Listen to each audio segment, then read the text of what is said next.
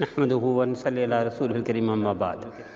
ایک حدیث سناتا ہوں جس سے آپ آج کے دن اور آج کے حالات کا پتہ چلے گا، علمی اور عملی کردار کے اعتبار سے۔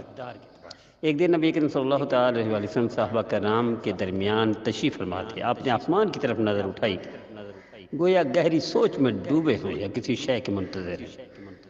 پھر آپ صلی اللہ تعالی وسلم نے ارشاد فرمایا، وقت آ گیا ہے، لوگوں کے درمیان سے علم اچک لیا جائے گا اور لوگوں کے حافظے میں اس کا کوئی حصہ محفوظ نہیں رہے گا۔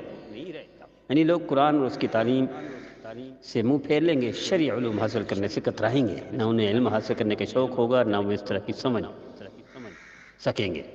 تو جلیل القدر صحابی حضرت زید بن نبی انصاری کھڑے ہوئے، جوش میں آ کر کہا، اے اللہ کے رسول، علم ہمارے درمیان سے کیوں کر اچک لیا جائے گا؟ کیونکہ ہم قرآن پڑھ چکے ہیں۔ اللہ کی قسم ہم اسے پڑھتے رہیں گے، اپنے بیوی بچوں کو پڑھاتے رہیں گے۔ تو